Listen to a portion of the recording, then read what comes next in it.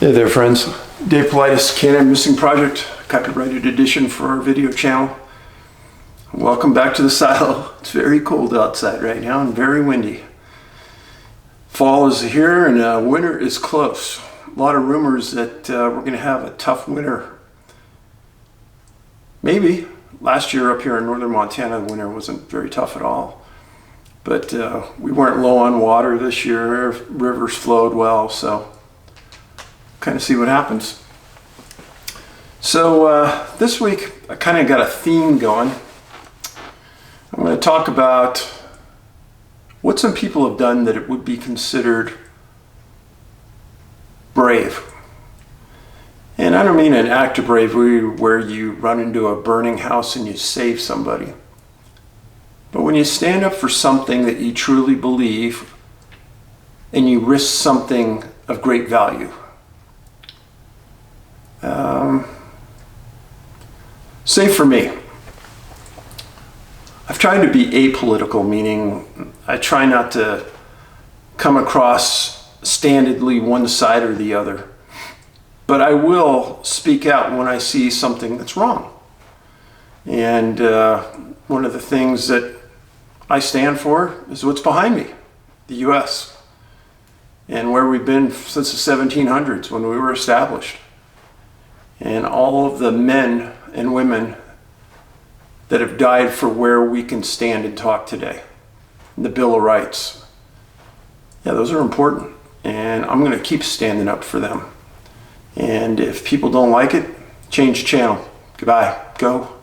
Don't care. And just don't make stupid statements here. A lot of people know I went to UC Berkeley for my first 2 years of college, and I couldn't handle it, and I left. But one of the smartest quarterbacks in the NFL, I think probably maybe the smartest quarterback ever to play football intellectually, Aaron Rodgers of Green Bay. He was getting interviewed the other day. Now, Rodgers makes a lot of money every year. But a lot of these athletes that are the top tier athletes can make more money on endorsements than they can on salary from their team. And when they come out and they say something about their personal beliefs that goes against the channeling of what you hear in today's media, it's a great risk. It's a great risk for his ability to get along with his teammates, how the audience views him, etc. He was getting interviewed the other day and he says, hey, I'm not part of that woke group. I don't believe in being woke. Forget it. I'm not there. I'm never going to be there. Wow. I heard that and I thought, wow, it's a great risk. He's speaking out against mainstream media and what a lot of people believe. That's risk. And Rodgers has always been one of these guys that lets his brain do the walking. What do I mean by that? The best weapon you have in your arsenal is between your ears. It's your brain. And if you use it as you were given it, to grow it, to expand it, kind of massage it along the way and to keep it busy and useful, it'll keep growing. And as we get older, a lot of people just want to sit in front of the YouTube or want to sit in front of the TV and it goes stale. You got to keep using it.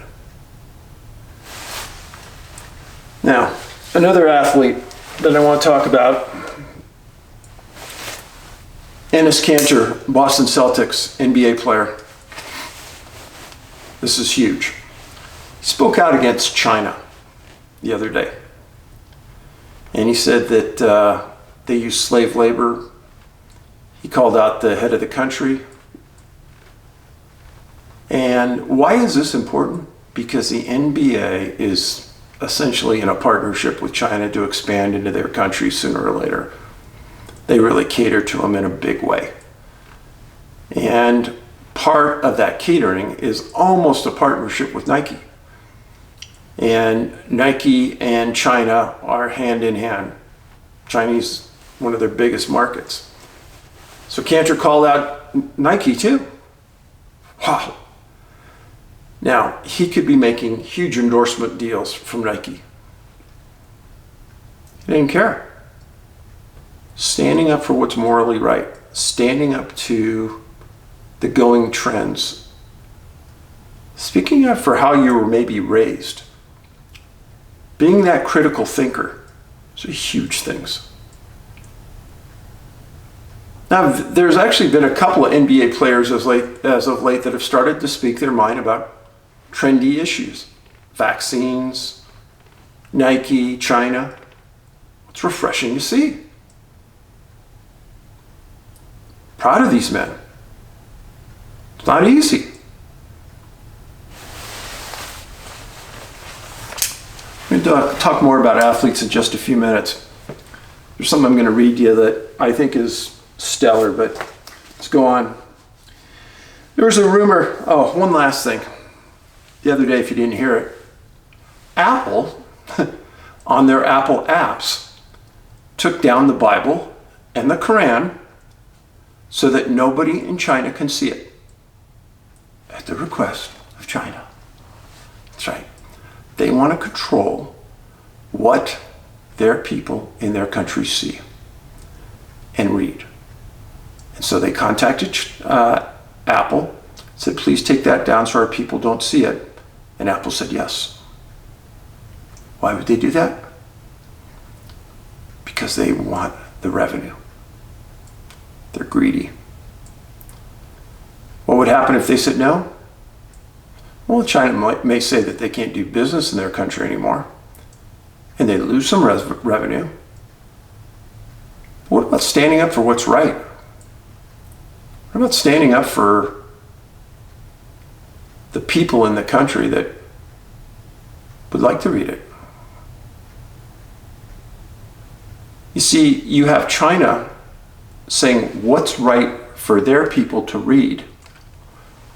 And you have people in our country on Twitter, on Facebook, that are taking out things that are saying what's right for us to read. Some similarities there. Think about it. I don't need anybody telling me what's not true and what's true. Let me read it for myself.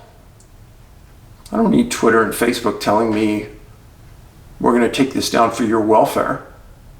No. Let me decide what I want. See the similarities?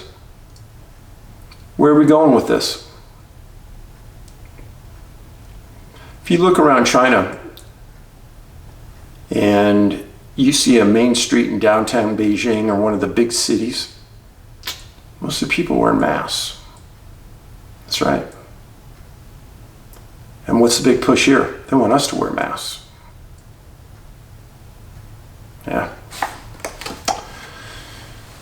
Okay, there's a rumor going around. A bunch of you sent me an email about it.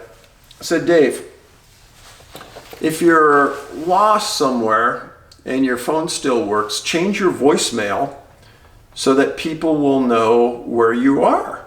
And they can still find you if they call and they get your voicemail and cell reception's not working. I didn't respond to any of those because I know I'd respond here.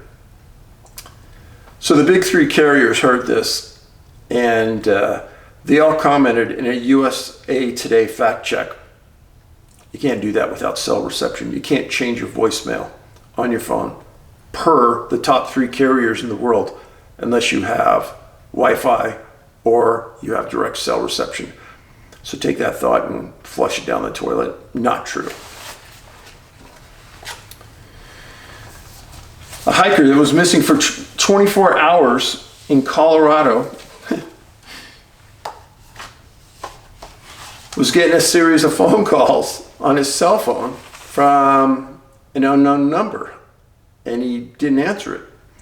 Well, he was lost on our trail. He eventually found his way out. And turned out that those were search and rescue people calling him, finding out where he was, if he was alive, how could they help him. He never answered the phone. So folks, if you're ever lost, I would highly recommend that if your cell phone goes off, you answer it no matter who it is. Even if it's a telemarketer, tell them, hey, this is the county I'm in. I need the sheriff now. Call the police, please, whatever. Do not ignore the phone. Okay?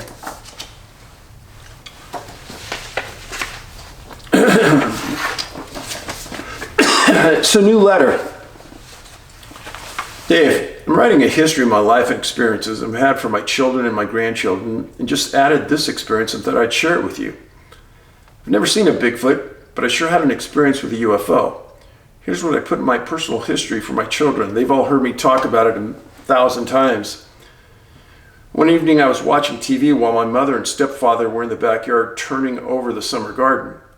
It's when they scoop up the harvested corn and bean stubble to put in the ground to fertilize the ground for the following spring. This was probably September 73, the beginning of my senior year in high school. Location of our home was 5812 South Meridian Street in Indianapolis.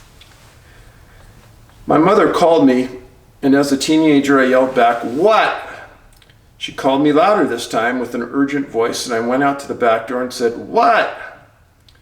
She said she had her hand over her mouth, and the other hand was pointed almost straight up.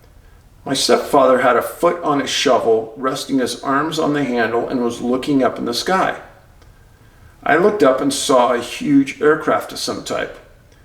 Due to the tree line and the craft being probably 100 feet off the ground, we could only see a third of it. My guess, it would cover a football field in size from that standpoint. What we could see looked like a third of a disc. There was a small round turret underneath, also round, and in the center of the craft, with windows and light coming through them. It sat there for at least 30 seconds, completely silent, and then it moved off to the west smoothly and without making any sound.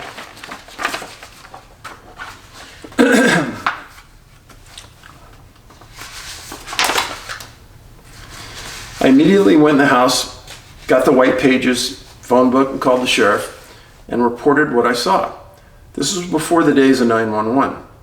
The person who answered sounded exasperated and said they're getting all kinds of calls about this and hung up. Over the years, I've wondered what it could be. It was not the Goodyear blimp that docks occasionally at the Indianapolis Speedway. The aircraft did not glow or emit light except through the portals or windows, looking more like the interior had the lights on. Thanks for all you do. Best of luck.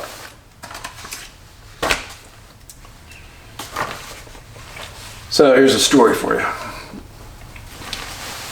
When I was working in technology, I got recruited to work for a company in Canada that had technology regards to diamonds, like the diamonds that come out of the ground.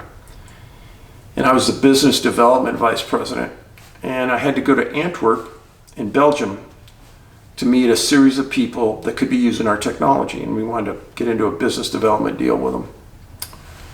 So I flew into Paris, and I was picked up by a driver, and I forgot, it's not a long drive, maybe an hour drive to this company's headquarters. And during this drive, we had a long talk, and the person was very, very friendly, and somehow or another, we got on talking about UFOs. And he says, oh, Belgium has a long history of seeing triangular-shaped UFOs over our cities, and he said that the policemen in town have seen them, and there had been big write-ups in the newspaper about it. And he said, yeah, you folks over there in America, you don't take this stuff seriously. I said, what do you mean?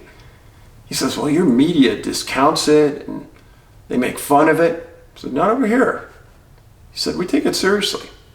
And he said, our Royal Air Force was scrambled on the sightings of these several times. And he said that officers in the military were interviewed that had seen them. And he says, yeah, it's a different way to look at things between us and you people. Then he asked me, he said, do all your people make a joke about this?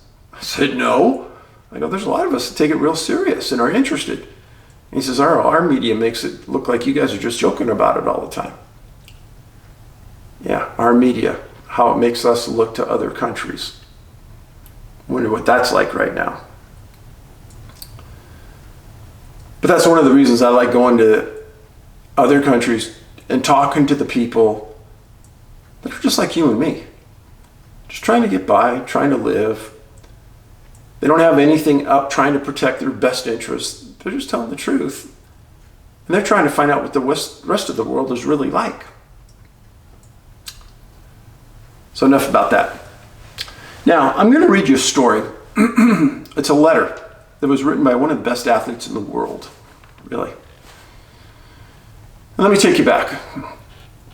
I coached hockey for many years, and I saw a lot of different coaching styles, all the way from very small kids, 6, 7-year-olds playing hockey, to when Ben was playing at Miami University in the top team in the nation, Division I. And the styles varied so greatly. Coaches that cared about players immensely. When Ben was 17 and playing for the San Jose Junior Sharks, he was playing for a man named Tony Zasowski. And Tony's one of the top men in one of the developmental leagues now in the nation for young men trying to get into college. Well, Tony was Ben's coach. He's from Chicago. And I took trips with Ben and the team many times. And I was around Tony and his relationships with the kids, and I saw it. Immense patience. Tony was a former goalie, Division I, and he knew the route. He knew the route to get there, to get to be a Division I hockey player in the United States. Now, there's a high league for college in Canada, but all the Canadian players that want to go the college route, they want to come and play in the States. There's also another route where you lose your college eligibility and essentially you're just playing to go to the pros. At the time, I thought it would be best for Ben, and Ben thought so too, if he went to college and got his degree and paid for it with sports. I mean, what other parent wouldn't like that, right? Well, along that route, meeting all these different coaches, it helped form the type of coach I wanted to be. Sympathetic, passionate, listened to their players, pushed them hard, was responsible for their behavior, and cared. That was Tony. Tony cared a lot. Tony was a Division I goalie for Notre Dame, one of the best teams in the nation at the time he was there. And he would sit around and talk to Ben and I about what it was going to be like. And I think he knew Ben had what it took to get there. And he would talk to me away from Ben about, hey Dave, this is what you really got to do to get Ben there. And he's on track, he's doing well, scouts like him. Scouts would talk to Tony about Ben. There's one time, Ben's listening right now, I know it. We were sitting in the living room at our house in Wascattus, a highly influential community, just a suburb of San Jose. Very nice place. And it was like a Saturday afternoon, and there were a million things you could be doing. Go to the movies, play games on TV, watch TV, go hang with your friends. And Ben was just kind of sitting there, kind of looking off. He's about 14. And he had this dream that he wanted to play college. And we had a sport court in our backyard, and hockey net, and it was a great place to practice. And I said, hey Ben, what are you doing? He goes, I don't know, I'm just sitting here thinking. I said, thinking about what? And he said, I don't know. And I said, hey, you know, Tony told me this story, Ben. Said that while we have a million things to do with glorious weather, it's the middle of winter, it's 70 degrees outside, there's boys your age right now in Canada, maybe in the plains of Alberta, that just got done plowing their fields, milking their cows for their dad. Came in, wanted to work their way out of that environment. So they're in the barn and they're just shooting pucks. 1,000 pucks a day, just shooting. Trying to hit the corners of that net, seeing how hard they could hit it. There's some kid your age, Ben, doing that every day for hours on end. And in 4 or 5 years, that's your competition.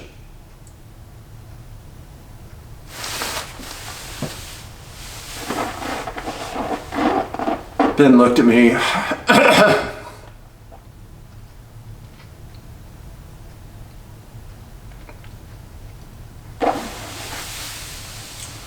Said, "You're right, Dad."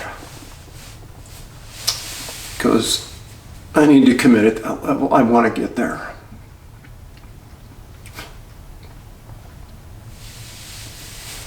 He did way more than that.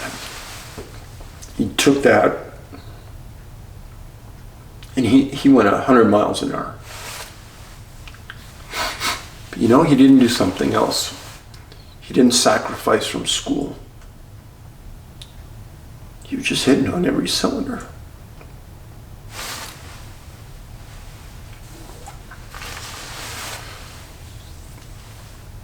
A couple years ago, for Father's Day, he sent me this card. And he brought up that conversation on the couch. He said, "Dad, I'll never forget that. Never." He said, "That really helped me get through times." He goes, "It really gave it meaning." And I thought about that because we'd played in Canada. And we saw those guys, how good they were, when I was 12, 13. And I always wondered why they were so good.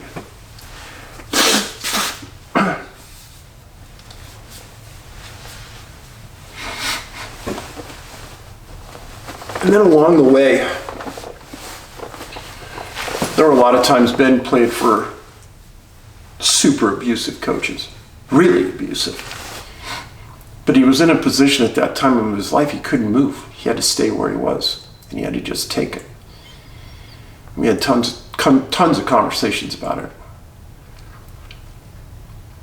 And what I always told Ben is that we have this toolbox of skills and tools that we were given over our lifetime that we carry around with us.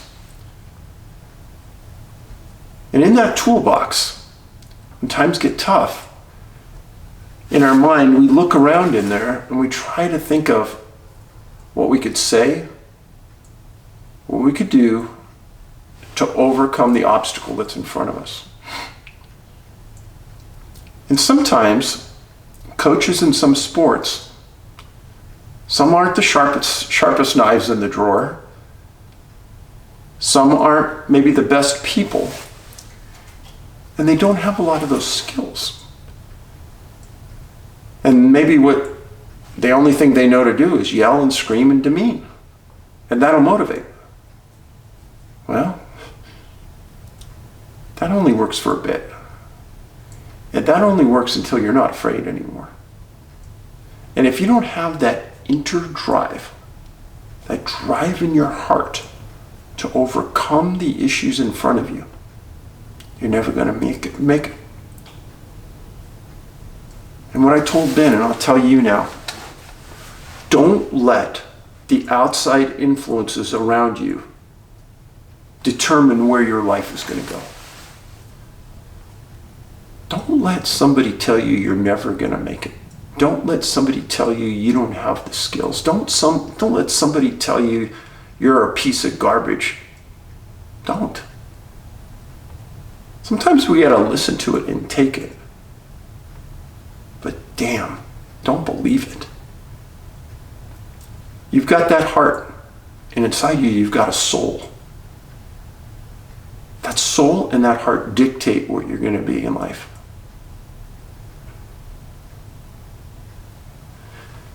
And I've seen it in 20 different arenas in my life as I've traveled around.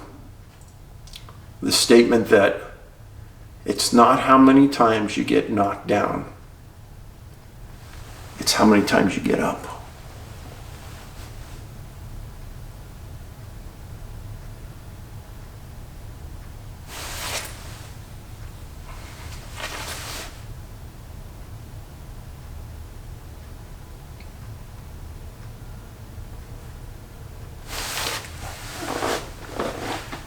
Life isn't fun sometimes.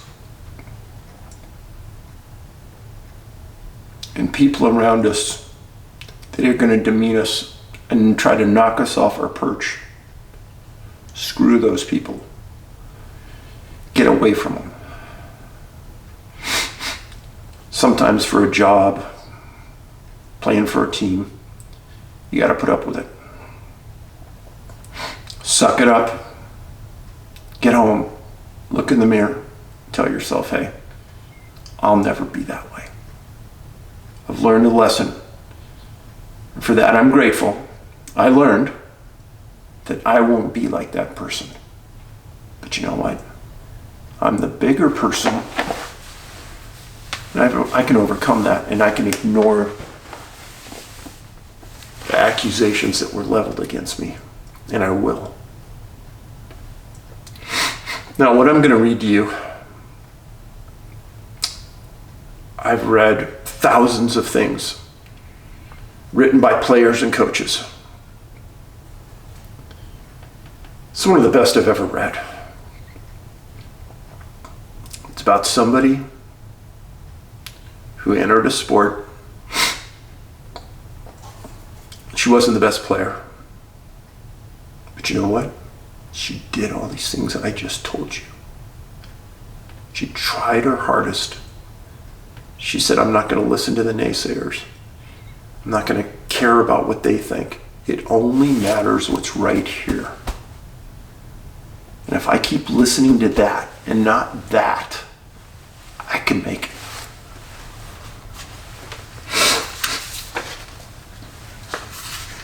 Title of this was It's So Hard to Say Goodbye by Carli Lloyd. They said I wasn't fit. They said I was too slow. A turnover machine. A defensive liability. Only good at scoring goals. Selfish. Hard to manage. Complicated. Infuriating. A black hole. A bad teammate. Too old. And my personal favorite, the weirdest world-class athlete ever. I could go on and on. As a matter of fact, I actually keep a list of these little digs in the notes app on my phone. It's a long one. In my 17 years playing this beautiful game at the professional level, and I'll just stop here. Carli played for the U.S. national women's soccer team. I saw her play 3 or 4 times. Outstanding individual. I've heard so many ugly things. A lot of athletes will tell you that they ignore the comments, that the words don't sting, that it's all just white noise. Well, I'm telling you now, as I prepare to say goodbye, some of those words hurt deeply. I am, and I know this might come as a shock to some people, a human being.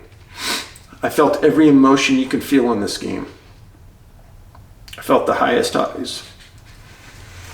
But I've also been sad. Anxious, depressed, devastated, defeated.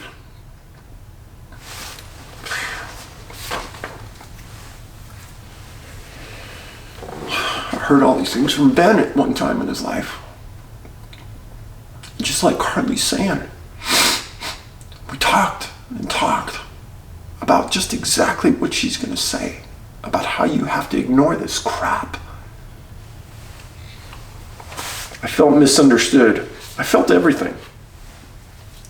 And it's funny because I know when people hear the name Carli Lloyd, they probably think about someone who is ice cold, a killer, maybe even a robot. But that's not me. That's never been me. I feel like that Carli Lloyd, the killer, was almost like a mask that I had to put on in order to survive all the things that were being thrown my way. The thing that grown-ups don't tell you when you're a kid with a dream is that it's not really about the ball. That's the easy part. The game is the game. But the other game, the one that happens off the field, the game is a whole different beast. The politics, the media, the favoritism, the fakeness, the jealousy, the opinions, the travel, the empty hotel rooms, the loneliness, the unrelenting grind, the injuries, the slights, the disappointments. It's a matter of time. Eventually, this game will break you. The question, maybe the only question that matters, is whether or not you're able to use the pain and the heartbreak as fuel. I'll never forget when I had a meeting with my first coach on the U.S. women's national team before 2007 World Cup, and he asked me what my goals were. And at that point I was still a kid, a nobody, a bench player. I think I had scored twice in my first 24 matches, and so my coach asked me, "What's your goal?" I said, "I want to become the best player in the world." He just started chuckling. He thought I was either joking or delusional. I don't know why, but that moment really marked me. It made me realize how people saw me. I was never in the plans. I was never meant to be in the spotlight or on the cover of magazines.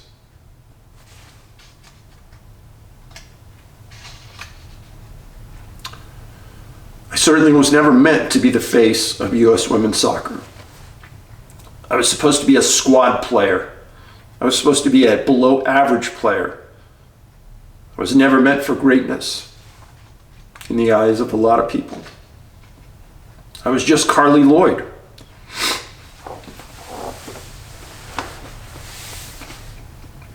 Laser focused, with a chip on my shoulder, trying to prove people wrong.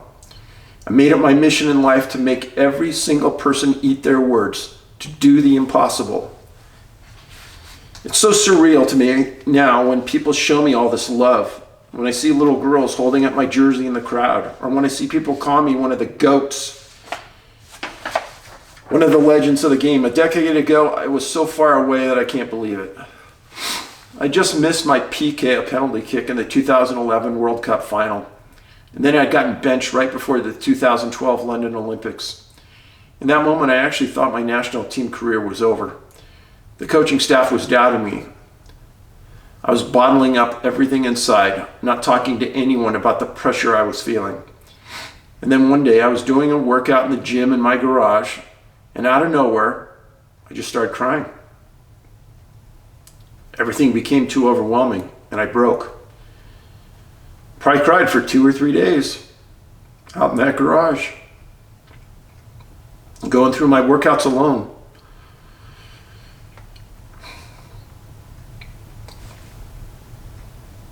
Just feeling like my time was up. The fear of not knowing my future was eating away at my core. But I still kept getting up every morning when the alarm went off. I kept dragging myself into the garage, onto the field, and onto the track. I kept training 3 times a day before I left for London.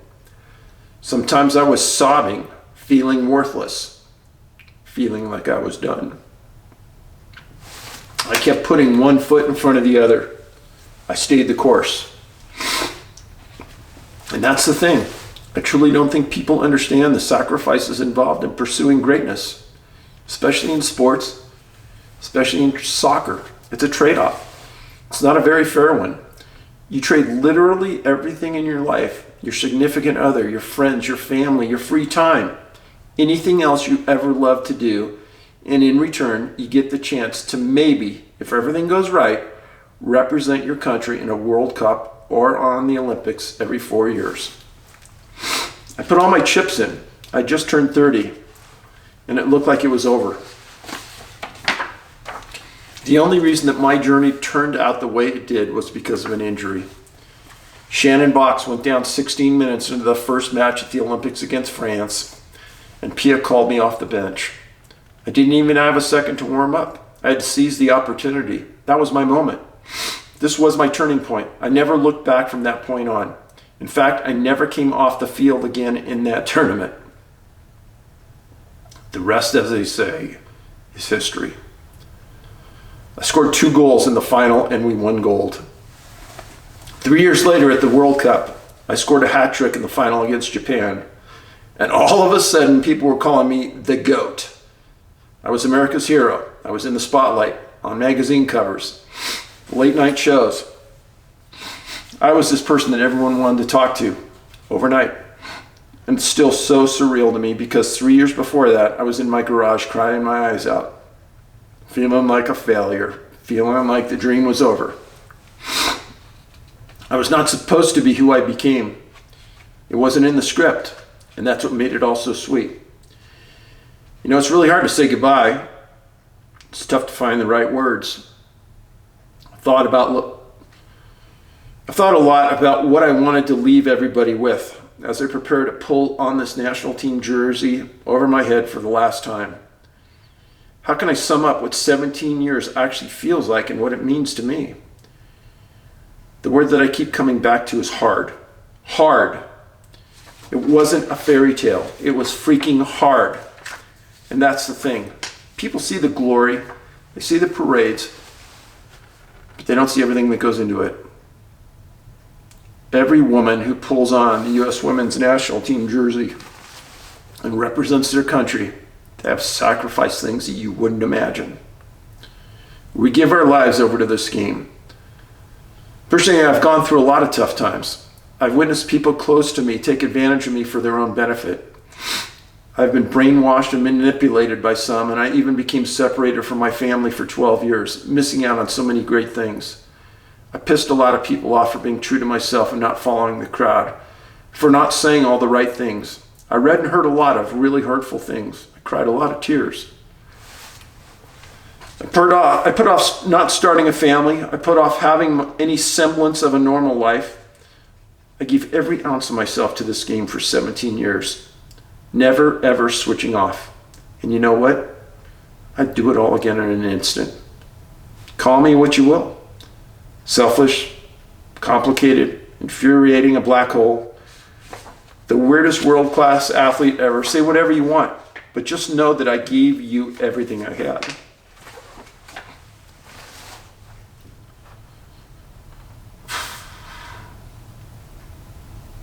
I didn't take shortcuts. I didn't kiss anybody's ass. I was never anything but true to myself. When I said that, I wanted to be great. They couldn't help but laugh. They rolled their eyes. They thought I was delusional. They tried to hold me down. But the girl from Jersey kept grinding. She never quit. She became a world champion. She became an Olympic gold medalist. She became the best player in the world. She wrote her own script. She proved them all wrong. Carli Lloyd.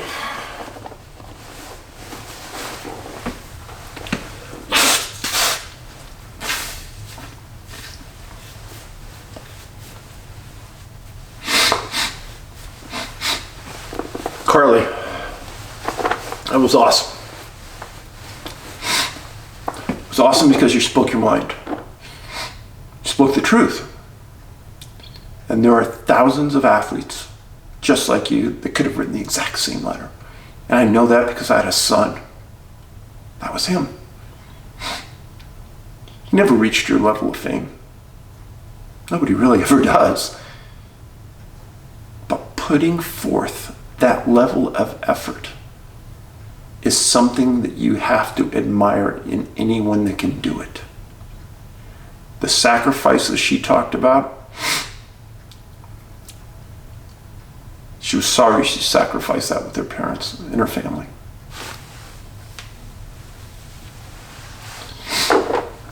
If there's any chance you can reconcile with your family, do it.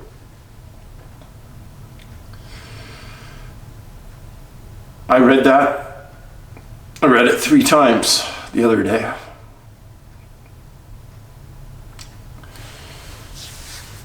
If you have somebody in your family that you know that has exceptional ability, that's on that track to be that athlete, let them read that.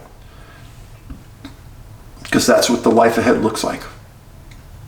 I don't care who you are. It's what it is.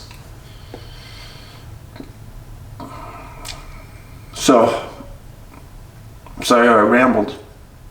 Sorry I got upset. People said the other day, well, Dave, Looks like you're getting better, maybe you're getting over this. You don't see me. You don't see me a lot. Just maybe a couple hours a week. Every day I'm traumatized by what's happened in my life. And I try to just find the best things in every day and just keep plugging forward.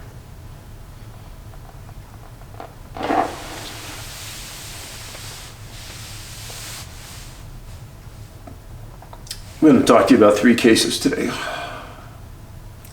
They're quite different. People who lived on different sides of the track. Some people who really had very little compared to you and I. And I want you to understand, each of these people had one thing in common, and you're going to figure it out quickly. First case regards a man named Robert Jameson. He was 42 years old on November 20th, 1966. Stop here for a second. Just because a case is really old, this was a life. I want you to think about that. Robert was a big-time businessman in Woodland Hills in Los Angeles. He ran a big company that made auto parts. He was a millionaire back in '66, so that tells you really how important he was in his world. He was married. He had a daughter, 22, who was married, and he had a son, 12. And he loved the outdoors. Unfortunately, he also had a heart condition, but he never wanted that to limit him. Well, way up in Northern California, in the northeast part of the state, there's a place called Modoc County.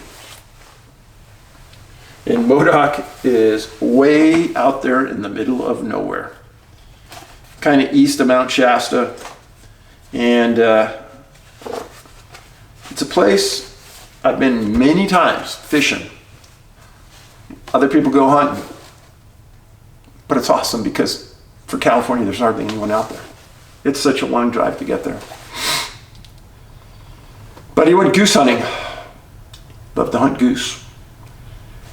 And when Robert was young, he had a friend named Jim Peterson. Over the years, he and Jim got separated by distance, but they were always best friends because in their childhood, they hung out together all the time. And also, Robert's son-in-law, married to his daughter, had gone along with the trip along with another friend. So the son-in-law and his friend were hunting in another area, and Robert and Jim were in together in a truck in an area between Tule Lake and Clear Lake in Modoc County. Well, they were driving out of their hunting area. It was raining most of the day. Roads were horrible, and they got the truck stuck. Well, it was raining pretty hard, and it was cold. And Jim said, hey, let's just wait, and some other hunters will come by, and they'll get us out, or they'll take us out of here. And Robert said, no, I could walk, and there's a town named Newell, Newell, that's not far from where we're at. This is Robert. Super smart guy, very successful businessman, self-made, just hard work. Well, Jim Peterson stayed in the truck, and Robert took off towards Newell, the city. He was wearing a hooded parka and gloves. He was dressed pretty warm.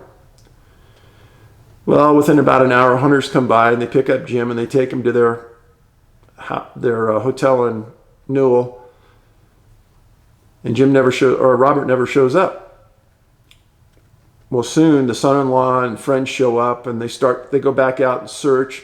And within an hour after Robert left the truck, it's snowing, and it's snowing really hard, and the temperature's nosedived. So here is a map. So this is Clear Lake, this is Tule Lake, and this is the interstate. And the group, when they got their vehicle stuck, they were just east of the interstate between Clear Lake and the highway. And Peterson starts walking this direction. Well, there's a lot of dirt roads and things in this area, and the sheriff thought that they'd find him quick, and they went out that first night and searched, and now the snow's starting to get deeper and deeper and deeper. Well, they searched for 3 days, and by the time they were done, it was several feet deep in snow, and they hadn't found Robert Jameson. Now, Jim Peterson was helping in the search, along with the son-in-law and friends, and Robert was never found on this trip. But the Jamesons had money. So Mrs. Jameson says, hey, as soon as the snow stops, we're going to go back and find my husband. So she hires a private investigator, a couple local deputies from Modoc County, and they start a 1-week search of that area I showed you. Now, the wife said that there's no way that Robert could have walked 10 miles in that snow or through the bogs and things. But she posted a $2,000 reward for anybody that found him. Needless to say, the whole community came out, and there were weeks during the summer where hundreds of people were walking shoulder to shoulder through the fields looking, and they couldn't find anything. And these are just fields. Well, articles written at the time called this case veiled in mystery. Yeah, veiled in mystery. There were no tracks they could find. He had a disability, he had a bad heart. There was water everywhere in this area. They never found anything he was wearing. They never found him. Now, in January of 1968, about a year and a half after about 2 years after he disappeared, his wife filed in Modoc County to get Robert listed as deceased so she could have access and control of the bank accounts and the business, etc. And the judge granted that. So, for all intents and purposes, Robert isn't missing. He's dead. I've talked about this in previous videos. You won't find Robert Jameson listed on any database anywhere as a missing person. Because he's not missing, he's dead. That's a problem. Because when you look at statistics for various areas about people who have gone missing in certain areas, you're not seeing a true accounting of who's missing and who's not, because of that declared dead status. And then the sheriff and the county and the state can wipe those records clean. I searched everywhere. Guaranteed Robert was never found, but there's no database that had any information about him. And that is truly disgusting. Because for our system to function, we need to know where these problems are in the world. And that's why part of my research has been really difficult, to get the truth out of various jurisdictions. I called Modoc County Sheriff's, spoke to dispatch. There's such a small county, the dispatch person said, "Oh, we really don't have a records department." And I told him what I was looking for. He goes, "Well, I could let you talk to the assistant sheriff or the undersheriff, but I doubt they're going to have anything." So, Robert Jameson, 42 years old, November 20th, 1966, never found. And without me talking about it, no one would ever know. So how many people in the middle of nowhere in northeastern California have disappeared there? Well, according to all the databases I could find, almost nobody, which is a complete lie, obviously. Now, I'm going to go back to another case. A woman named Vena Girdwood, 83 years old. And she disappeared in Ontario, Canada, August 13th, 1929.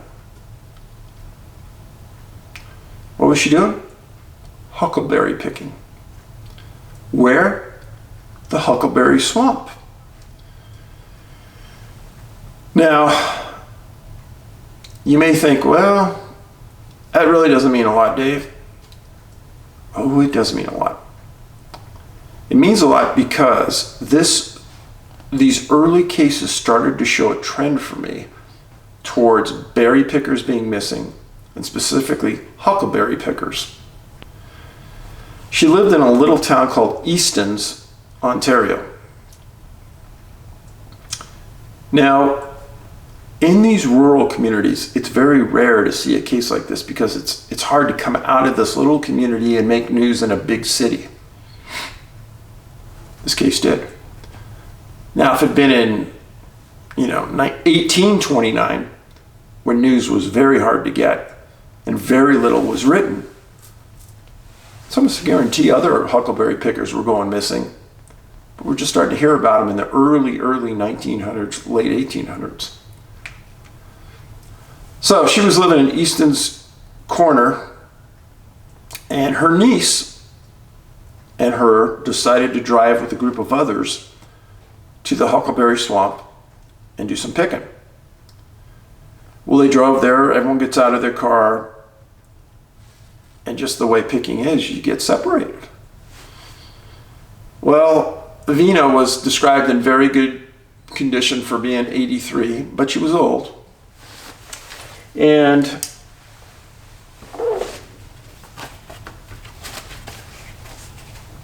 they searched for her that night when she didn't come back to the car. And they searched for a long time. And what I did is I picked out some of the headlines that I want you to look at.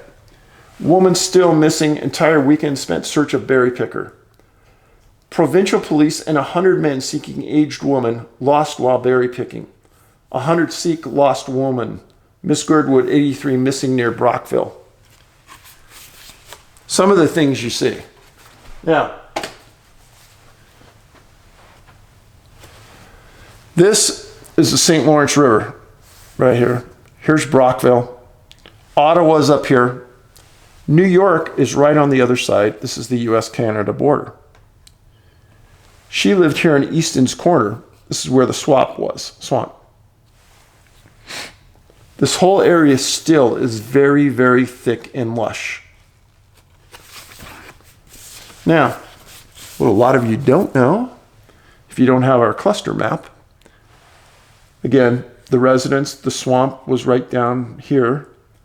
It's 60 miles between this location and a huge cluster in New York of missing people, 12 of them right in this area. And I put it here to let you know that there is no international line of distinction between clusters. Clusters could be right on the border if that's where they happen. There's something going on, and there's a cluster of people here, and there's clusters of people in Ontario that are missing. So the search goes on for a week. And in fact, they called in 2 provincial wardens from Ontario to come lead the search. And then they called in for additional resources from Ottawa. And at the time, there were always hovering about 100 people walking shoulder to shoulder through this swampy area looking for Vina. She was described as being loved by her community. And you have to ask yourself, and this is what the searchers were asking themselves, how far can an 83-year-old woman travel?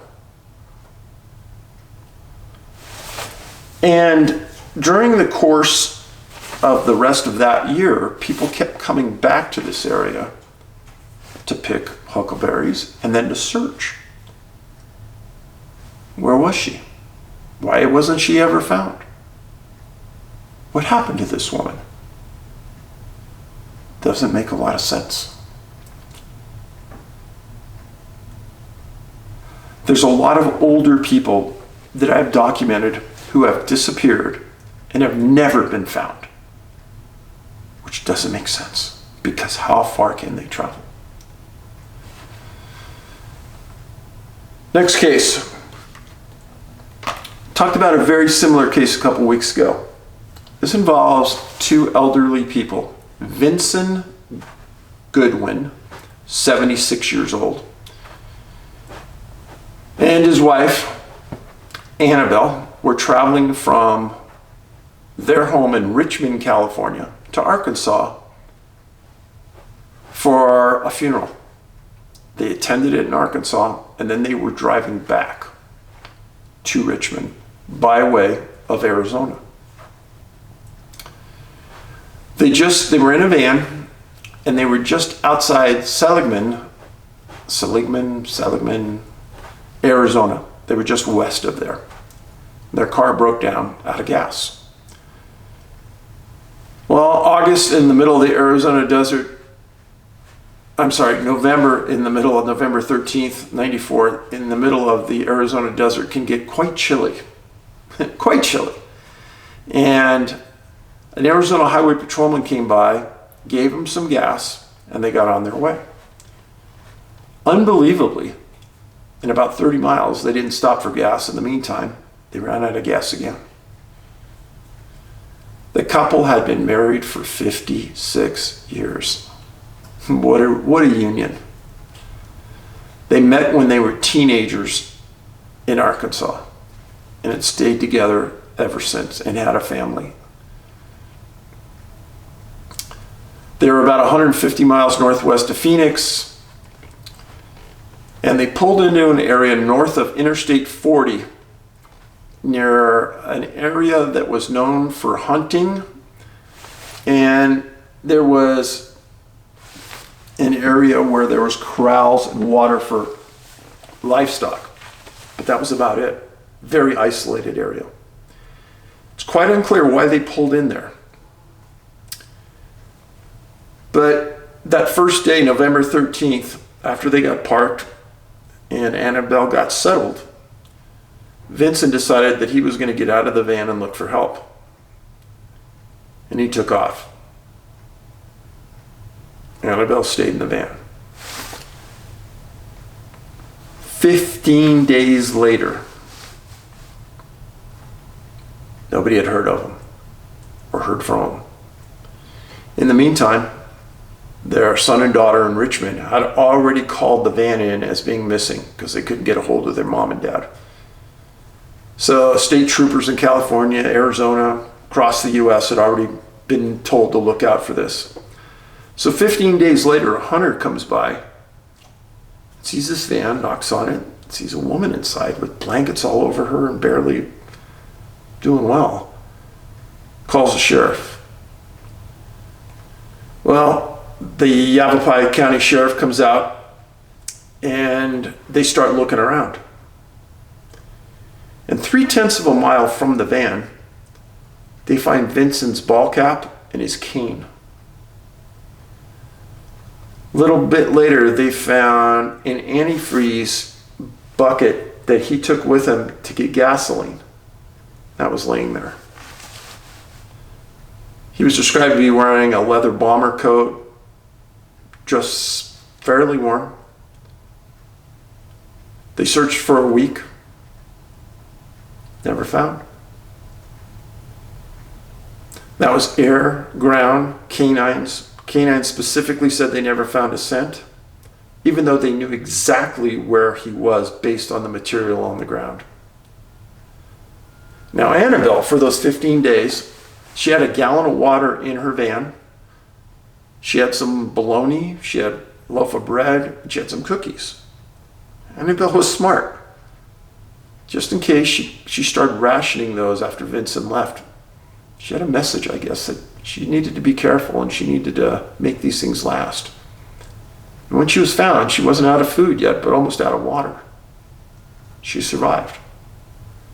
And she was able to tell the sheriffs what happened. So, this is Vinson, Annabelle. Now, Annabelle told the sheriff that Vinson had early signs of Alzheimer's. Now, this is why she was being treated for hypothermia at a hospital after they found her. Again, she recovered, she was okay. But that Alzheimer designation, it's important to me. Why is that important? Because as I've stated 100 times, elderly people that disappear, that have an underlying condition, for some reason are not found. Where do they go? What do they do? What is happening? And I'll just give you one thing that I've heard from several people. It's this. Dave, we're in this ant farm. Something's looking at us, controlling us, watching our DNA, watching how we handle illness and injury. And without touching us, they know what's wrong with us by just looking at us. And when they see somebody where something went wrong with them in older age, they bring us back and they study it to see if they could get the species more aligned, live longer, be healthier. I heard that a long time ago. This was after I brought up a whole series of cases, like Robert Jameson and his heart condition. He was never found. Somebody studying a heart condition is somebody studying Alzheimer's. Somebody studying diabetes. I don't know. I don't know what's happening. But that was the theory that was given to me. And I said, well, I'd like to know who's doing this, why they're doing it, and if we're living in that ant cage. Are they sitting here watching me talk to you? Is this really all our life is about? I sure hope not. I hope we have meaning. So those are the three cases. What do all three have in common? They were never found. Vina, Vinson, and Robert. Vina lived in the middle of nowhere, Ontario. Vinson lived in Richmond, a very poor community that in '94 had a lot of violence attached to it, a lot of gang violence. And Robert lived in a well-to-do, high-end community of Woodland Hills. Three distinctly different people, all with the same outcome. Strange.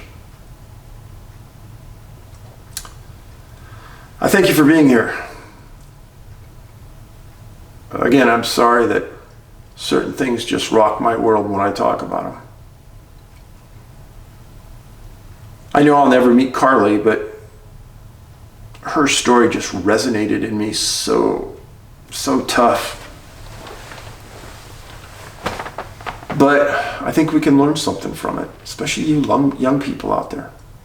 I don't care if it's business, I don't care if you want to volunteer. Whatever you want to be the best at, you can do it. Her letter was the example of what you can achieve if you put your mind to it. Believe in yourself. You're better than anybody else out there because you know what you can accomplish. Nobody else does. Somebody may say, oh, you don't have the right intentions. Nobody knows what your intentions are. You do. Don't listen to anybody else. If you're a young person, stay close to your parents. They care about you. And most parents want the best for their son or daughter. And they will help you achieve your dreams.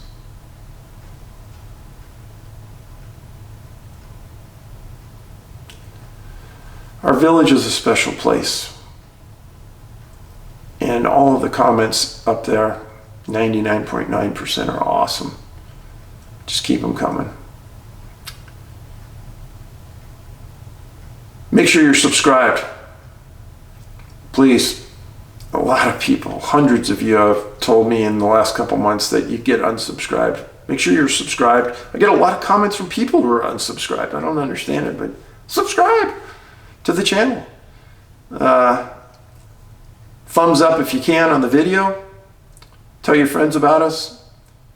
And as we approach the holidays, be nice to somebody today. Just pick out someone in the world you don't know. You've seen them at the store, open a door for someone, help an elderly person or someone who's got a disability, help them out. You'll feel better about yourself. Thanks for being here.